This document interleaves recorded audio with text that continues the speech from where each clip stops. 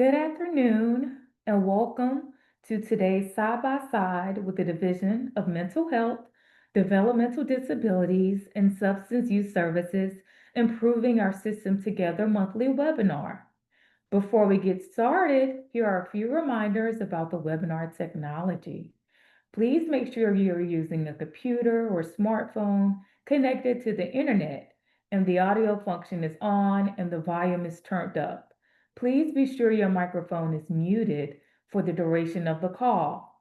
Questions can be submitted anytime during the presentation using the Q&A feature located on your control panel. American Sign Language interpreters and closed captioning options are available for today's event. The American Sign Language interpreters for today are Danette Stillman Bridges and Susan King Lanier. For closed captioning options, select the closed caption feature located on your dashboard. To adjust your video layout and screen view, select the View feature located in the top right-hand corner of your screen and choose the view that works best for you. Today's agenda topics include introductions and a focus on July as Minority Mental Health Awareness Month.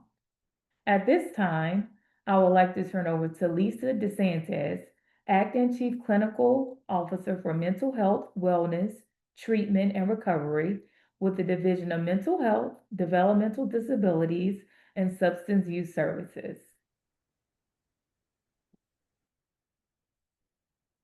Thank you, everyone. Thank you very much. And thank you, everyone, for participating in this month's Side by Side. We're excited to have everyone here. And first of all, I want to thank everyone for joining and our panelists for joining with us and our interpreters for being here as well.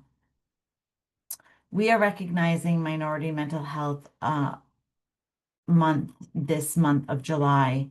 And we want to take this opportunity to reflect on our access, connection, and support to services across North Carolina. Today, we are excited to hear from 4 community organizations in honor of Minority Mental Health Awareness Month. Each group will help shine a light on mental health resources available to all North Carolinians. Our goal is to simply show our support to the communities, build that understanding, and increase awareness of the initiatives happening across the state. Mental health needs exist in every community, but access to the supports is not experienced equally across the state. Many individuals and families continue to face barriers that make it difficult to find services, engage in care, or feel connected and supported.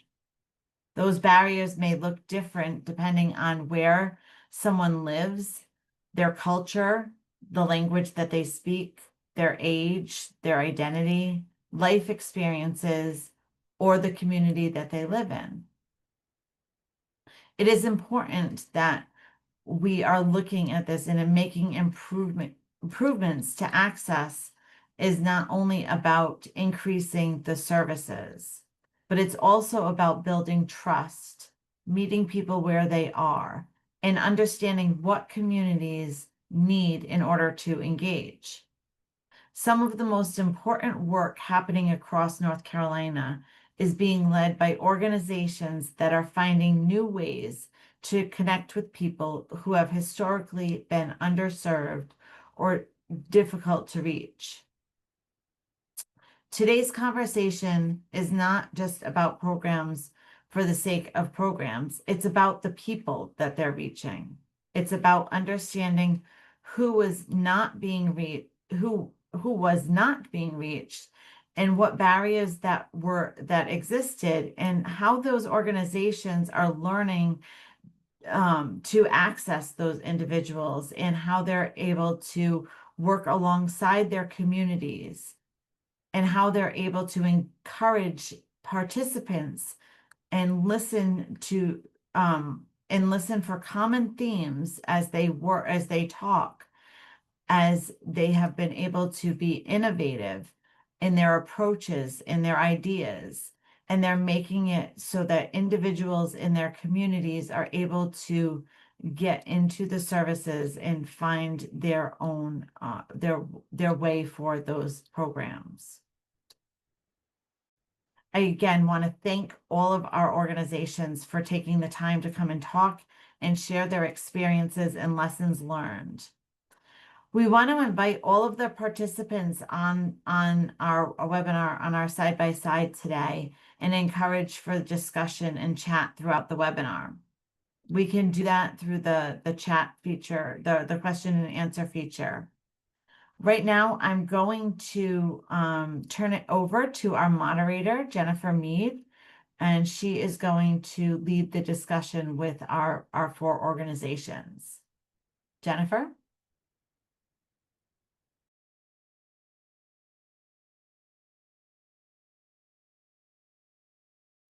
Jennifer, you're on mute. Thank you, Lisa. That would be an important thing for me to do, is get off mute. So thank you for that introduction, Lisa. As Lisa said, I'm Jennifer Mead. I'm the Director of Advocacy and Empowerment here at the Division of Mental Health, Developmental Disabilities, and Substance Use Services. And I will be the moderator today of our discussion with our 4 presenters. Before we get to our presenters, though, and meet them, I just want everybody to really think about a question that sits at the heart of what we're here to discuss today. How do we reach people who have not traditionally been reached by our systems and services? That's really what we want to think about and have a discussion about today.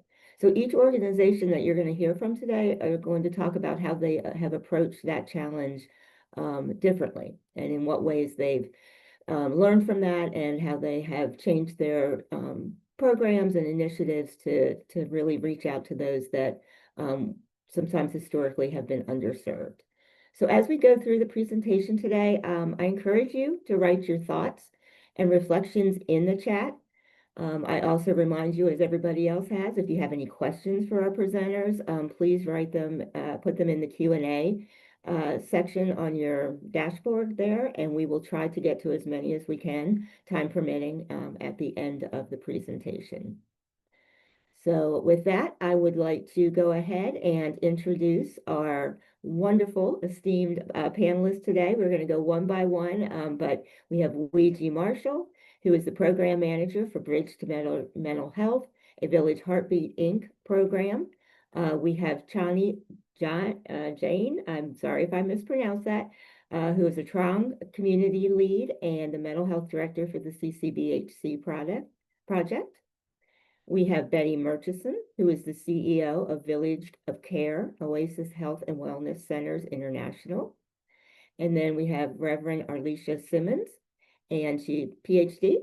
She is East Regional Associate Director and Partners in Health and Wholeness and the NC Carolina Council of Churches. So we are going to start on the western part of our state today, and we are going to start with Ouija. So can we pull up that video?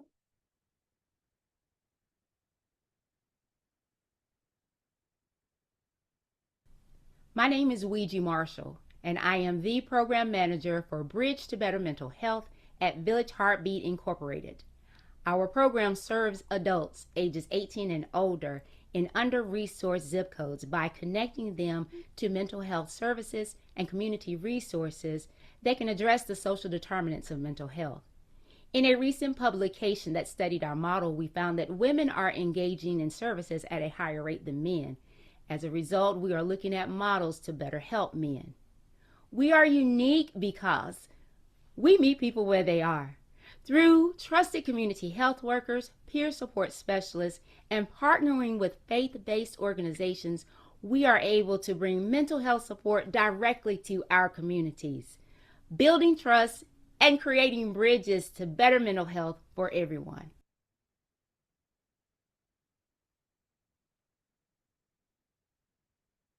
Okay, thank you, Ouija, for describing your program and talking about the need that you were seeing out there in the community.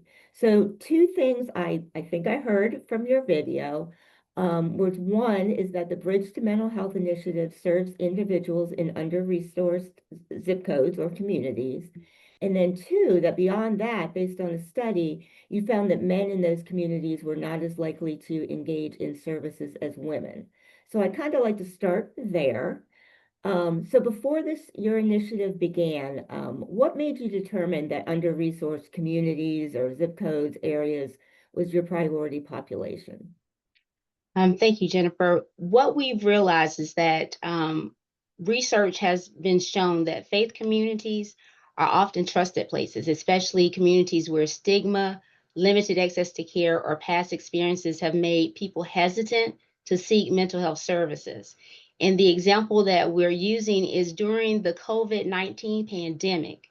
We saw churches successfully help connect people to vaccines because the trust already existed in those churches. And so we are using that same trusted foundation to connect individuals to mental health support. In a recent study that was done on our model is where we were seeing that women were engaging at a higher rate than men.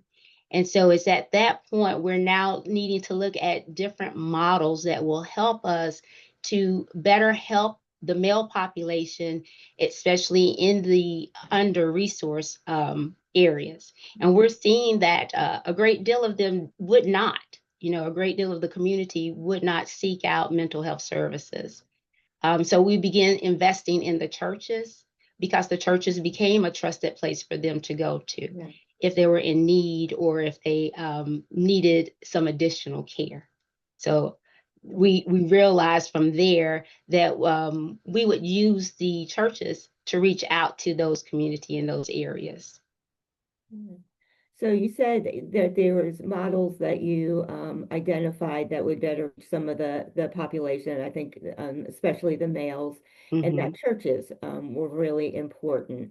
So what did you realize about that needed to be different in order to reach this population?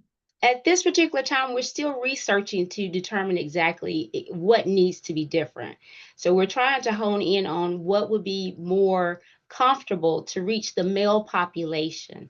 And that's the area because, again, our female population, they are engaging in those services.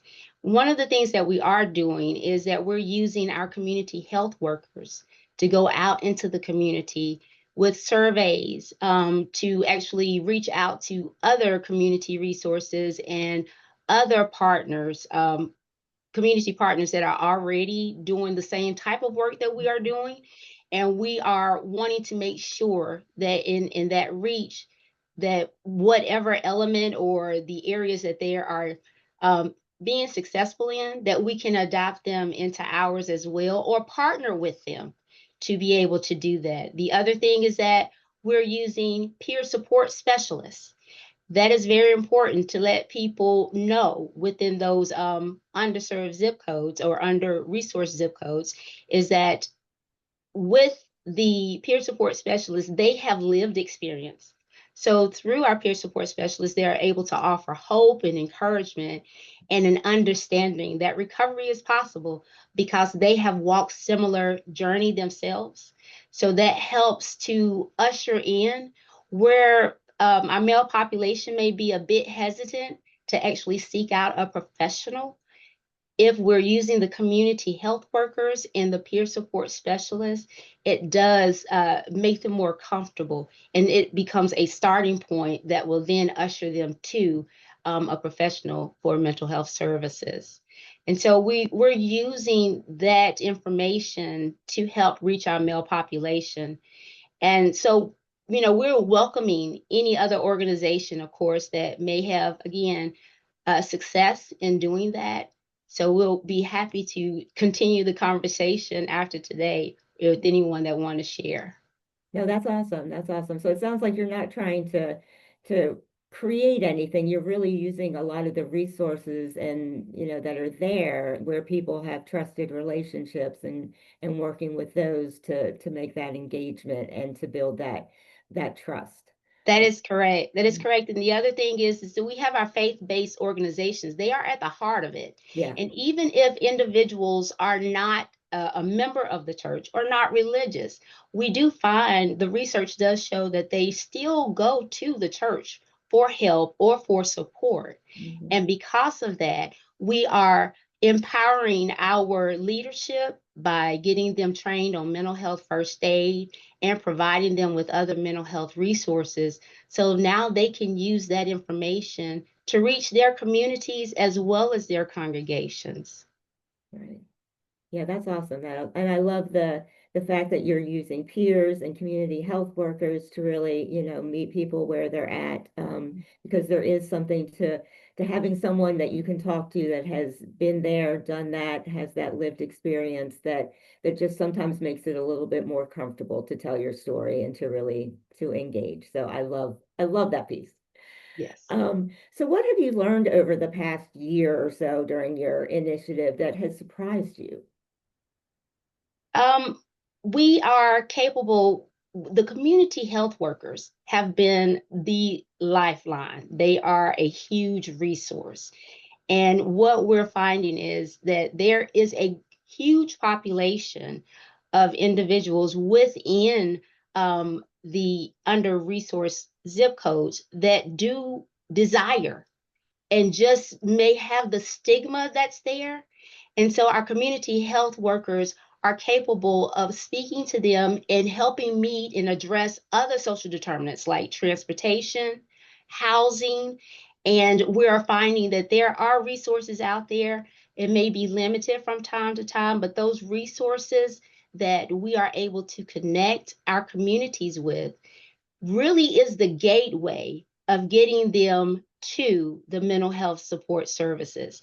And so, as we are speaking to them, as our community health workers and peer support specialists are having the conversation, the more conversations, the more they begin to open up and to realize that the stigma, it still exists, regardless of the amount of information that's out there. So we have to take additional measures to remove that stigma, starting with the church, starting with the community health workers, as well as the peer support specialists.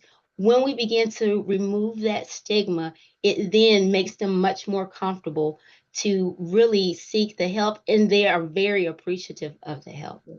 That's awesome. That's awesome. Okay, and so one more question for you for this section. What would you want others working in communities across North Carolina to understand about building trust and connection, which are two things you have talked about throughout our discussion here? It is very important not to push, to really allow the individual to take their time to get to the next place. Continue to show up, continue to build a partnership. Don't make it a one and then you hide.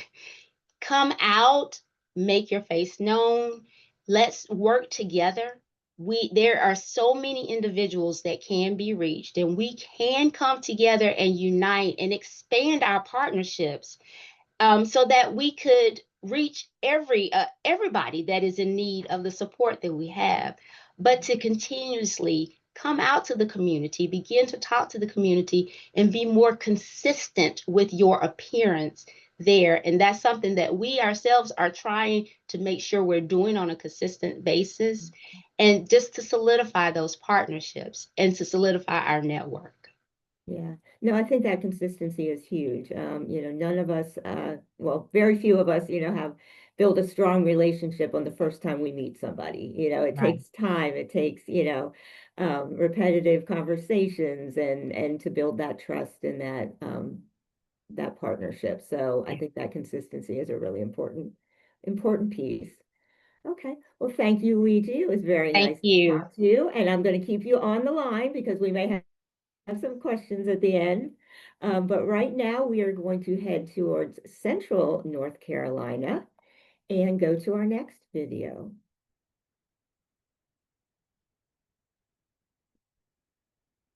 Hello, My name is Pooja Mehta, and I lead up Asian American and Pacific Islander outreach for the State Division of Mental Health, Developmental Disabilities, and Substance Use Services through Tarang, an initiative where we work directly with Asian American communities across the state to break the culture of silence around mental health, substance use, and suicide. Rates of mental illness and substance use disorders in Asian Americans and Pacific Islanders is rising, and suicide is the #1 cause of death for our youth. And yet we are still the least likely demographic to utilize services or to seek help. There are so many systemic reasons for that blockade, but it all comes down to perceived stigma. This individual belief in our culture that if we were to talk about mental health, substance use, or suicide, that other people would feel like we don't belong or we shouldn't be part of the community. Community is so foundational to Asian American and Pacific Islander cultures, and if we aren't able to change the culture within the communities, then all of these downstream needs of the communities around mental health, substance use, and suicide are not going to be able to be properly addressed. So we work hand in hand with leaders from the community to use tradition, culture, and values to start these conversations around mental health, substance use, and suicide, and show people and create spaces for where it can be safe to have these conversations. And I'm so excited that Chani Jain, one of our inaugural community leads, is going to be joining you all today to talk more about the work that we do at Tarang. Thank you so much for being here and for being part of this really, really important discussion.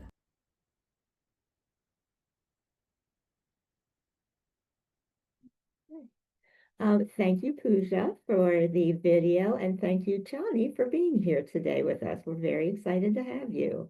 I know I've worked with Pooja for probably about a year and a half now, and have just learned an amazing amount about the Asian American Pacific Islander community and what the challenges are really facing that community when it comes to mental health and kind of the stigma that's there. So I'm really excited for you to share some of that today with the audience, because I think it's really important. And I think you all have been doing incredible work, but I think you would agree that there's a lot more to be done. So one of the themes, obviously, we heard in the video is that the Asian American Pacific Islander population wasn't necessarily finding the support and that of services that felt accessible, and affirming. So starting there, before this initiative began, what were you seeing that told you that this population wasn't being reached and that you could have some good, valuable work to be done here? Thank you so much, Jennifer. I'm glad to be here and participating in this. And to answer your question about what were we seeing, as you can imagine, in any community, there's like multifold reasons for what is happening. It is the same in the Asian American Pacific Islander community. One of the things that we noticed that the service utilization rate in the AAPI community when it comes to mental health and other related services is much low, but does not mean that the prevalence was any lower, right? We still have high prevalence of suicide cases, as Pooja mentioned, and other mental illnesses too. So that was one of the reasons. The other is, there's a saying, and it's in Hindi. I'll say it's from India. It's called "Log kya kahenge," right? So anybody out there who understands that, it basically means what will people think? What will people say? So the silence that accompanies that mindset, right? I cannot be open about what I am feeling because what if I'm ostracized? What if I am asked not to join conversations and even judged by own family members for that matter? So that is the second kind of like layer that we saw. And the third layer we also noticed is when folks talk about it sometimes and they actually go seek help, we notice that the gap sort of widens there. The providers and resources that are a little bit more geared towards the culture of AAIP communities is still lacking. And as you can imagine, Jennifer, in the kind of space we are talking about, it's definitely not a one-size-fits-all approach, right? A cultural consideration has to be extremely high when it comes to these services. So those were like the big three, I would say, apart from me being in a space where I get to hear secondhand stories, etc. I'm like, well, the problem is out there. Where is the solution? And that's when I was lucky to be invited by Pooja to join this initiative. Absolutely, absolutely. Yeah. So you kind of alluded to this, but in saying that the services that people were seeking weren't necessarily matching maybe some of the things that they felt they needed, it wasn't in tune with their culture, that sort of thing. So what did you realize needed to be different? Jennifer, I would say the first thing that needed to be different was basically a little bit more outreach without the standard. Here are the services available for for North Carolina, essentially, right? They have to be tailored in different languages, for example, right? So an MC is a house of about 50 ethnicities from the AAPI group, right? About 100 languages, and you can imagine that most certainly English is a spoken language and a conversational language, but there are times that folks feel more comfortable and at home when they are met with the language. So that was one of the things that we definitely saw we should be doing a little differently, the outreach. So services, sure, if we are able to get to the point where we are able to deliver service in language, that'll be amazing. Great dream to have, but most certainly outreach and explanation that there is support out there, right? So that was one of the definitely ones. And the other thing that we realized is because API communities, obviously the culture is such, there is a little bit trust that needed to be built in, right? So inviting people like myself from the Indian community, for example, we have people from Chinese, Cambodian, Nepali, people who belong to the communities and are out there spreading the word, out there normalizing feelings and emotions. And if they go a little bit out of whack, there are ways for us to get help, right? So kind of validating experiences around these. Just going out there in places which are rather normal and not necessarily a doctor's office to go and talk about. Yeah. And that's so important. I mean, you heard Luigi say it earlier, going into the community, going to places where people are and where they feel comfortable and taking the message to them rather than expecting people to come, to you, and also building trust. That's huge. And I know Tarang is very good about, one of its strengths is just having, people like you, people like Pooja, who can speak to it and hopefully put it in relatable, comfortable terms that reduces that stigma. And they can see that it's okay to talk about and to really have those conversations and to say, I need help, something is wrong. Yeah, and Jennifer, if I may add to that, when we talk about the cultural component, we have actually tried hard to reach people where they are, so in community setups, and not necessarily just utilize that platform, but built in mental health conversations in cultural contexts. So, for example, one of the outreaches in the Chinese community, I think we utilized like red envelopes. They're supposed to be, it's a very traditional thing to be able to talk about red, but it's very close to heart for people. We showed up at Apex. I live in Apex, so we were at a holy event in Apex. Huge. It was full of colors. We related colors to emotions and to mental health. So that's the level of outreach we are referring to here. No, that's really great. That's really great. I think the more creative, you can get, the better, the better. So what have you learned over the past year or so, or while you've been working with Tarang and everything that surprises you or that surprised you? Anything? Surprised me. I wouldn't say it surprised me, but it kind of, made my notion about this a little bit more strong that the need exists, right? It's not that API culture, just because the way the culture is, the need is not, the need definitely exists. So that's like, it just kind of furthered my understanding of it. And then one thing that surprised me a little bit is there's the assumption that API culture does not assist mental health, right? So a lot of cultural, religious practices, if we go deep diving into it, they are a lot about community, about being there for each other, about showing up, right? There are very intentionally built in activities throughout the year, which now have unfortunately become a little bit of a party scene. But they were, if you go back 50 years, 100 years, 200 years ago, they were built in with an intention for a community to come together, talk to each other, be there for each other, and provide a listening ear. So I was really surprised that we kind of like missed that somewhere in the process. So yeah.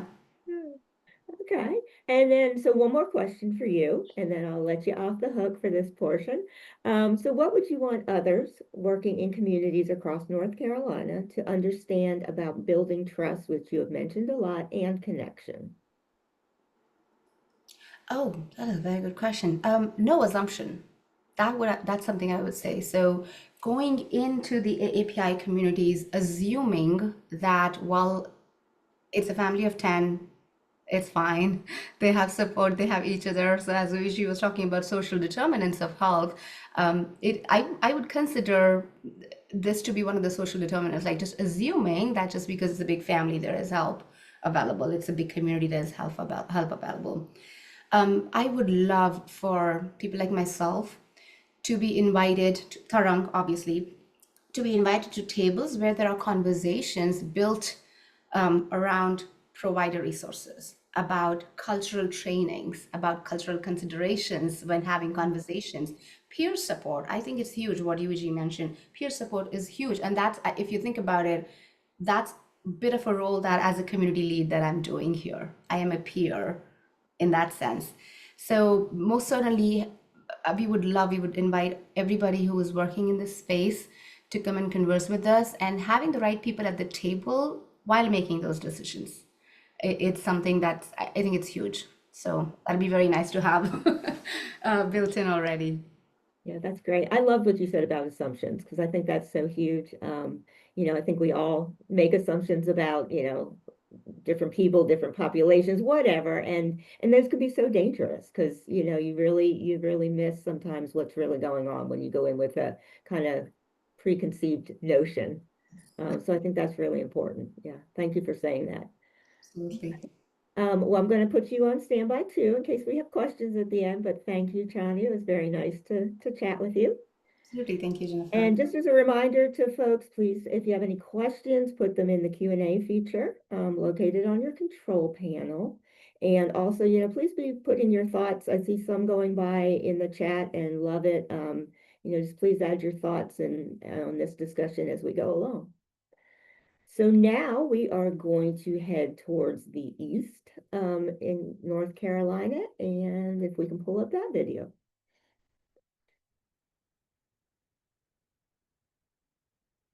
My name is Betty Murchison, and I am CEO of Oasis Health and Wellness Centers International and co-founder of the Village of Care. The Village of Care is our response to the childhood mental health crisis. We believe we can find enough compassionate people in the village, make them aware that we're in the middle of a childhood mental health crisis, bring in the resources and education to support the community. We are members of the North Carolina Black Youth Suicide Prevention Team. The Village of Care supports this work through going into barbershops, beauty shops, nail salons, wherever people gather, giving out free gun locks, giving out Narcan, and offering trainings in youth mental health first aid in order to heal our communities.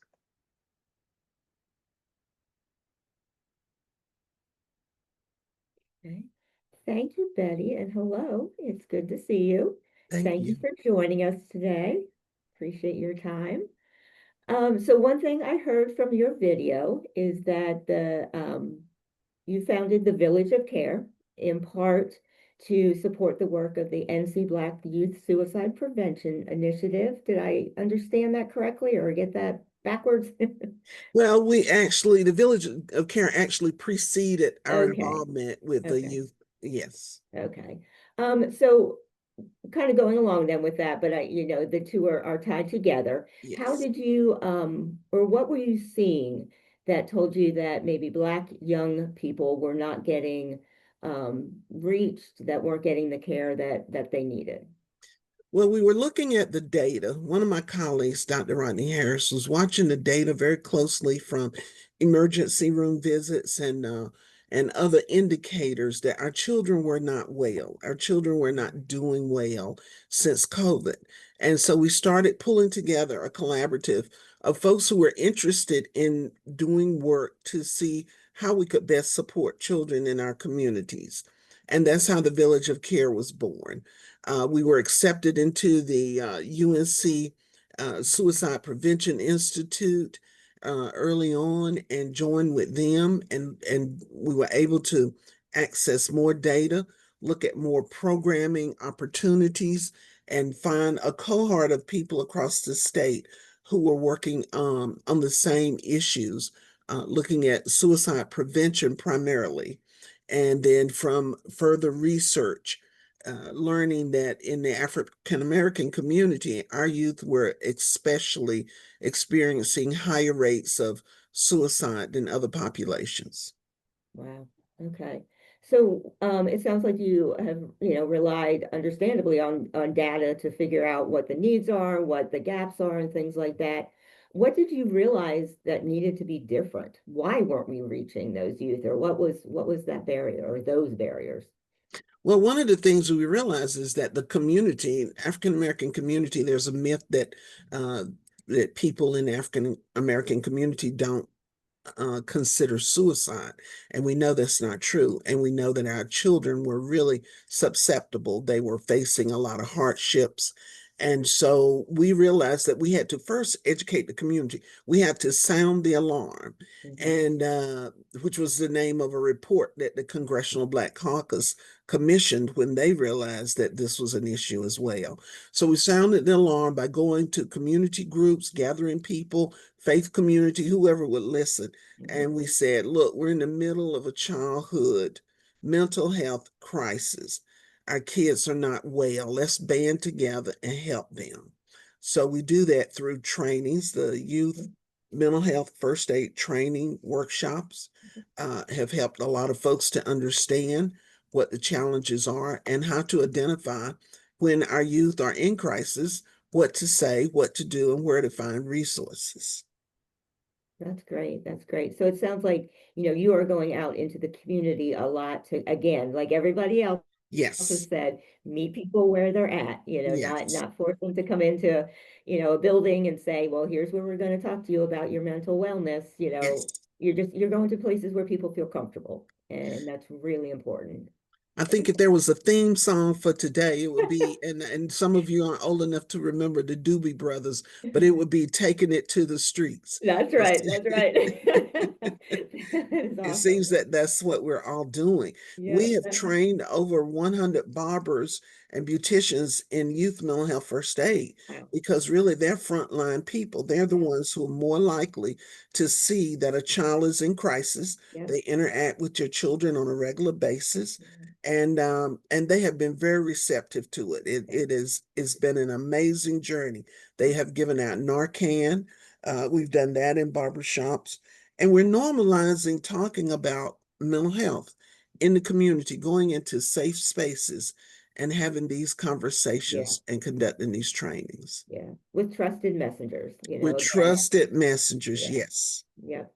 Okay, that's awesome. So what have you learned over the past year that maybe surprised you? Anything? Well, I wasn't so much surprised as I was really happy to see how the expressive arts, that's our sweet spot for Oasis Health and Wellness in the Village of Care, is using expressive arts for especially youth, for our youth to be able to share what they're going through. They may not talk to you about suicide, but I've had a child as young as 10 draw a picture that depicted her classmate who was considering suicide because she had stage fright and didn't want to be in a play. And she told me the story of how she was able to talk her out of it. So using expressive arts has been a tool that we've used for many, many years. And recently we had a conference, a youth mental wellness conference in Rocky Mount. And one of the things that was created there was an expression tunnel. If you've ever been to NC State campus, Yeah. there's that free expression tunnel. And adults and children created art that that they used to express where they were. And we let the youth direct us. On the North Carolina Black Youth Suicide Prevention Team, we have a youth advisory board, Okay. and we pay them. And they are amazing advocates, amazing advisors. They direct our steps. Some of us with gray hair, we need to be on the sidelines cheering them on, letting them direct Right. our paths. And I'm very impressed with what they're doing and how they're doing it, Yeah. and the leaders who are working with them. And I love that you said that, Betty, is like, and I've heard this throughout too, and just haven't kind of raised it up, but ensuring that the people that we're trying to serve are at the table Yes, to tell yes, us what they need and what is going to work, what's not going to work. That's so important. I mean, we can, yes. sit in our ivory towers and, Mm-hmm, develop programs and mm-hmm. initiatives all over the place. But until you really listen to people and hear what they need, we will only be so successful. So I really That's appreciate right. you mentioning that. And I love the idea of the youth, um, Yes. advisory group. That's awesome. That's Yeah, awesome. Okay, so one more question for you while we're here. sure. So what would you want others working in communities across North Carolina to understand about building trust and connection? I think that there are already there's an African expression. What you are seeking is seeking you, and there are already members of the community who are waiting for folks to come and bring resources and talk to them about how best to share it within their community. And so we use these trusted messengers. It might be Miss Sally down on the corner who watches the kids when they get off the bus every day, the students, and watch them to go home. But it may be the mother of the church. It may be the person who runs the corner grocery store. But they're trusted messengers. And what we always do is make sure that we compensate them for their time. They're always asked to give and give and give some more, and they've already done so much for our communities. So I never ask them to do anything that I wouldn't compensate them for their time for, and honor what they bring to the table, because they can amass a crowd. They can get together. You can create the best event in the world, and you go and 3 people show up. You didn't do your homework. That's right. That's right. Yeah. Yeah. Can you say that saying again? I really liked that. It goes, what you are seeking is seeking you. I love that.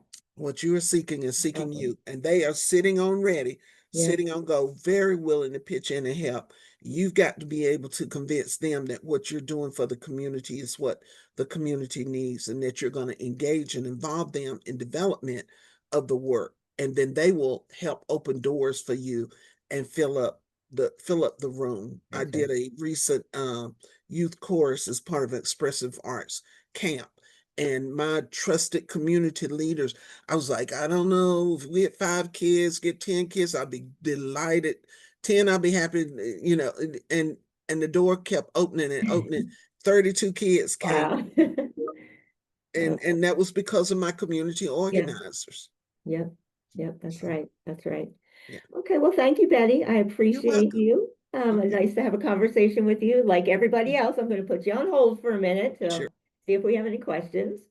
Okay, so we are now going to talk with a group that covers really all of North Carolina, even though a lot of these other groups do. So if we can pull up that video, please. Partners in Health and Wholeness is an initiative of the North Carolina Council of Churches. We serve congregations across the state of North Carolina, and through our Abundant Life initiative, we are connecting congregations to behavioral health resources. About 70% of the churches that we are currently working with are African American or BIPOC. And we also have a cohort of Hispanic speaking churches that we are excited to work with. We've noticed or identified that the gaps that exist are that faith communities may not be knowledgeable of resources that are already available in their community. There may be a lack of education, and that lack of education often results in stigma. Our organization is doing something different. We are connecting with people in spaces where trust has already been established and influence already exists.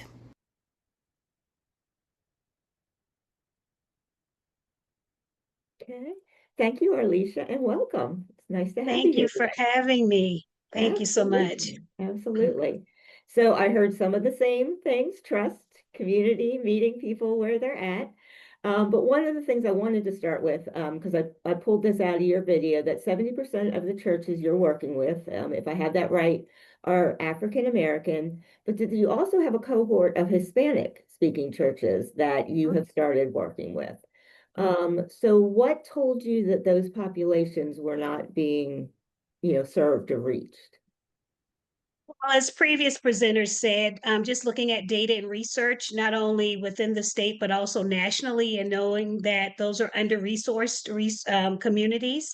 And so, as an organization that already had the connection, so when we say partners in health and wholeness, we are really big on partnership. We already had partnerships with the farm community. We already had partnerships with other agencies. And so, we decided to partner with those who are already connected to those communities. We also hired a contractor who is a Hispanic speaking native. She is someone who's already connected as a health advocate in the community. And we began the recruitment process as we started our latest initiative, the Abundant Life Initiative. And so, based on the research, knowing that the information might be there, it might already be translated in some cases, but how is that information getting directly to that community? And because we were already on the ground, going and meeting people where they are, we knew that we had the ability to connect with those churches and to get them more resources, and then allow them the ability through funding to create resources that then they could become mental health hubs in their own community. Yeah. Yeah, so others have alluded to this as we've had talks, but you've really, kind of brought up that word partnerships, and just making sure that, again, you're not necessarily, creating anything new. You're working with existing, trusted messengers in the community to give them the tools that are needed. So when people, show up on their doorstep, they can, share a message. So that's awesome. So what did you realize needed to be different about reaching out to those communities? Or So what we've been able to do is create some, resources that are culturally responsive, and they bridge the conversation about behavioral or mental health along with faith. So one of the things that we did before we invited the Hispanic speaking churches into our cohort as we started, we developed a study guide. So there were two individuals, myself and a colleague, we developed the study guide, but as we invited the Hispanic speaking churches in, we then partnered with in Durham, El Futuro, which is a mental health clinic that offers bilingual and culturally responsive care. And so what they were able to do is to make sure that the scenarios and the information that we had presented as clergy, as individuals who are skilled and versed in our respective areas, that it made sense to the population we were trying to reach. So it's one thing just to have resources available, but to make sure that there is the true connection because it's culturally responsive. And for those who are in our faith communities, our goal is to help you understand that your health and wellness, or your mental health, is not disconnected from your spirit. It is all mind, body, and spirit. So to help people of faith to understand that as you go to your places of worship, you may go there for spiritual care, but if we do it well, we can be a place of holistic healing and care. yeah, whole person care. Yeah, we are more than just one piece of us at a time. So everything needs to be worked on and in balance. So that's really, really important. Okay, so is there anything that you've learned over the past year or years, since you've been doing this for a while, that has surprised you?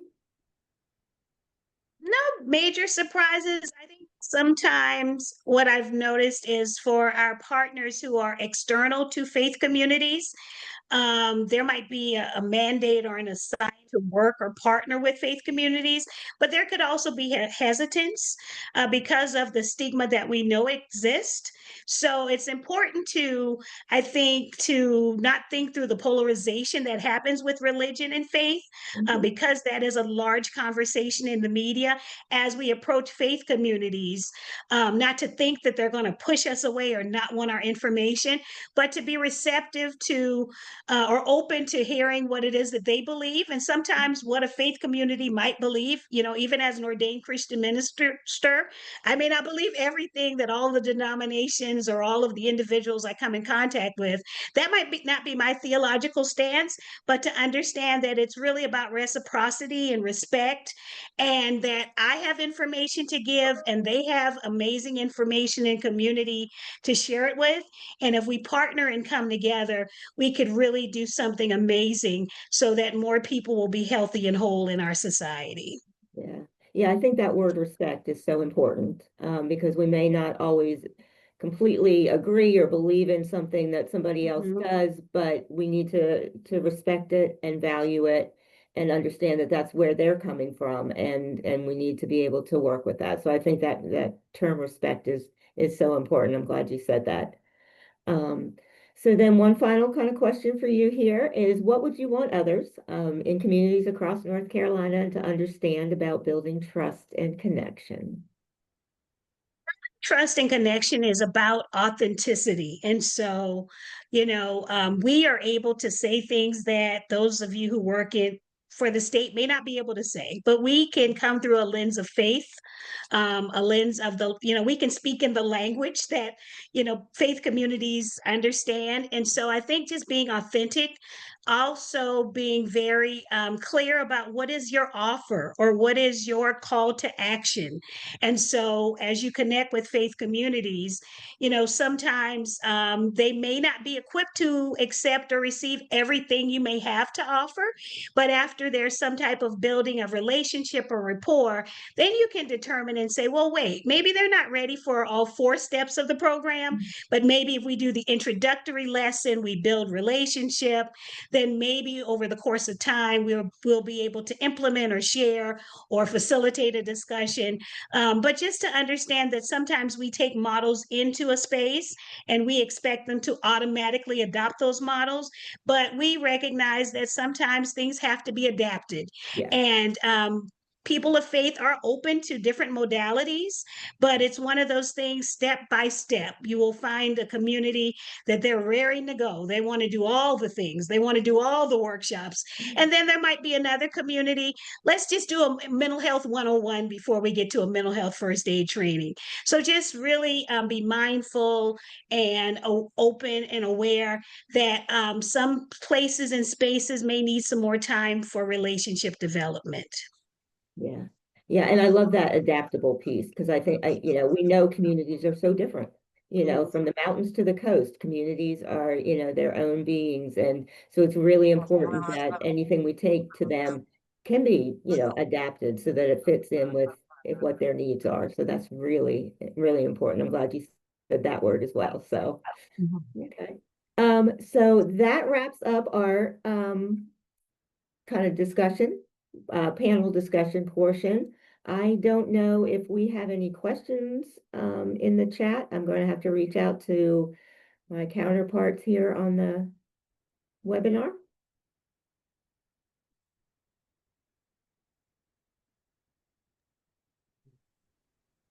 Sorry, it Thank took me a second there to come off. Oh, don't be like Thank me you. and stay on mute.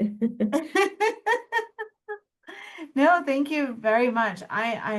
What an amazing conversation. I know that I learned a lot today.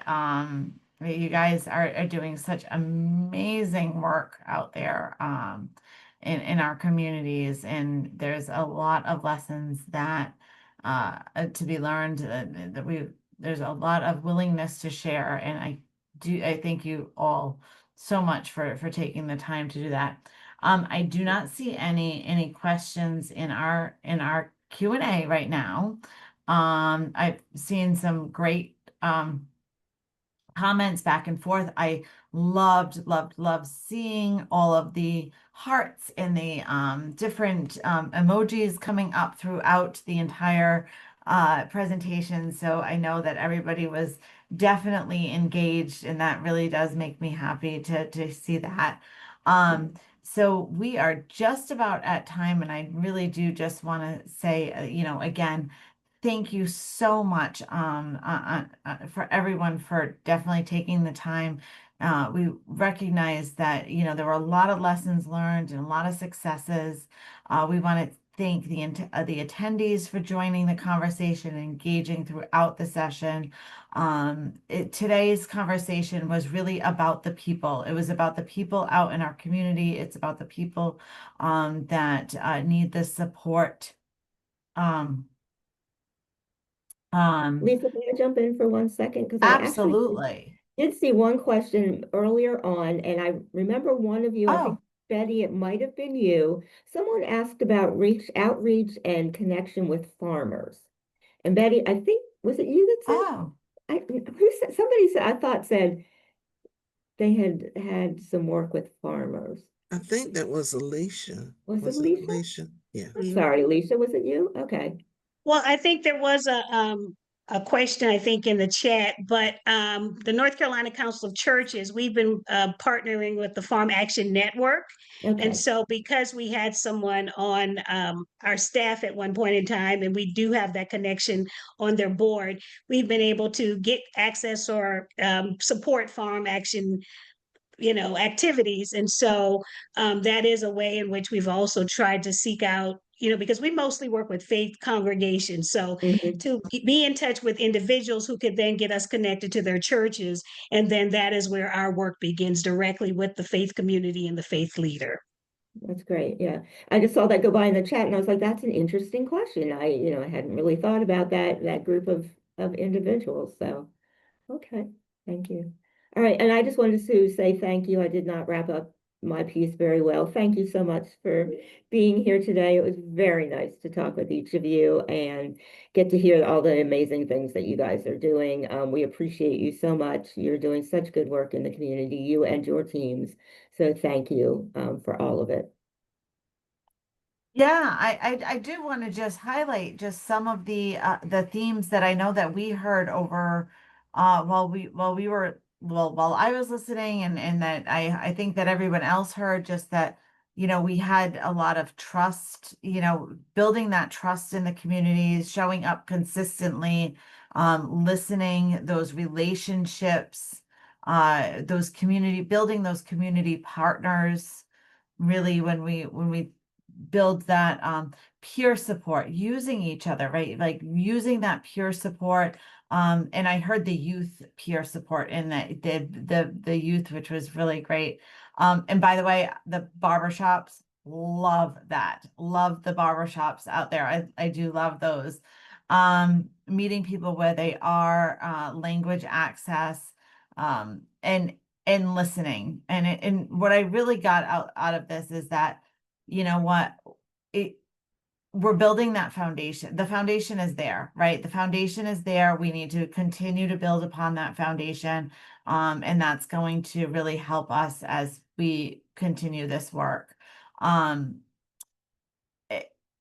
It's about improving the access, not just about expanding those services. Really, we want to help, everyone. You guys are out there and you're just building that access to those services. And we're just here to highlight, you guys are here to highlight some of those services. So we're really excited to be able to give you this opportunity to show that. That's all that we're doing here. We want to make sure that you guys are, connecting to our mission here and understanding that there are barriers that are out there, and helping to work alongside to break those down. We're always working to break down all of those barriers, and that there's always innovation out there. We're always working towards innovation to, how can we overcome those barriers? What are the innovative ways out there in the community that we can come about that? I would have never thought at one point about going into barbershops, and that was a way to reach kids. And that, that is just one of those things that it's true, because I know that I watch my son in a barbershop and he's talking to the guy like it's nothing. And it's true, and I think about me talking to my hairdresser, things like that. I think it's a wonderful opportunity. We want to continue with a lot of the strong messaging that there's not one size fits all when we talk about the services and communities in general. in all of our areas, that each community is unique, each area is unique, and we want to ensure that we are continuing to work through that. We listen, we build that trust, we build those community relationships. I just saw somebody put car repair shops. What a great idea. Because it's true. Everybody talks to their mechanic. Again, just continuing to thrive on those. I just want to again take that time. Thank you to our speakers. Thank you to everyone who took the time to be here to listen, to engage in the conversation, to put stuff into the chat. We want to encourage everyone to continue to have these conversations in these local shops, in these local, in your different areas, in your communities, and talk to individuals in your community. Please join us again next month for our side-by-side. There will be information that will be shared, and we Hey, look Lisa. forward to continuing to see you. I apologize for interrupting you again, but I think Chani had her hand up. Oh, I'm sorry. No worries. I know it's hard to see. No, I know we are at the top of the hour, but I did want to just kind of say that the conversation here was absolutely amazing, and I'm so excited to see that we are actually building a deep bench, right? Which is separate, deep bench of conversations even before we get to a diagnosis stage, and that's like a prevention model essentially. So I think that's a very powerful approach that all the community leads are talking about, because prevention is cure. That's the first step. So I appreciate giving me the space to talk about that. I'm very passionate about prevention work, and in the barbershops, amazing idea. Absolutely. That is one of the things, really just opening up the conversation to have that, to be able to have that initial conversation is about that prevention. And that really is the key, right? We're not talking about diagnosis. We're not talking about ongoing therapy. We're not talking about those long-term, therapeutic, treatment models, modalities that are in the community. We're really talking about just those conversations with our communities to know our individuals and to offer that connection. So appreciate that. Appreciate it. Anyone else have any last thoughts before I hand it over? Just to follow up, I think, one of the things that we encourage is a person may have some suicidal ideations, or, they'll go talk to their faith leader. Well, previously a faith leader might say, well, let us pray. Well, we're pushing now. We'll pray and then call 988 and then stay on the line with them, because they may then need assistance to get that aid.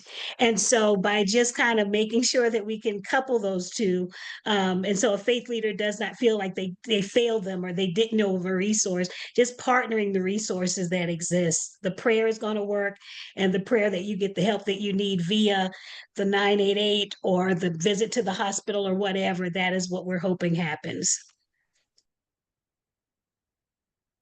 I just want to say thank you so very much for the opportunity to come and speak on this and to get to know all of the other community resources and the organizations that's represented here.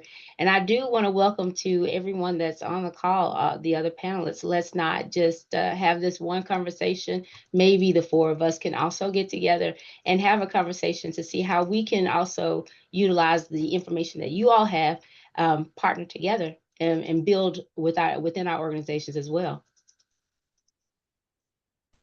You can do it side by side.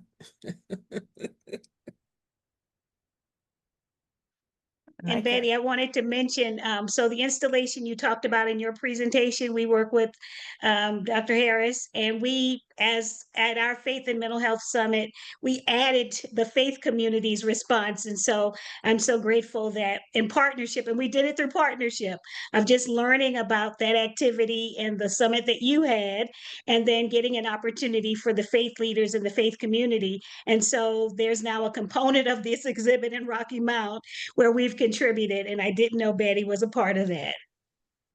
Yes, thank you. Thank you. We appreciate all of your support.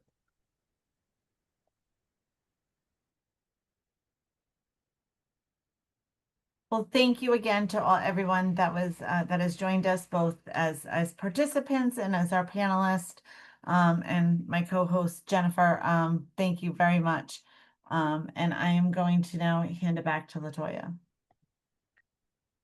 Thank you, Lisa.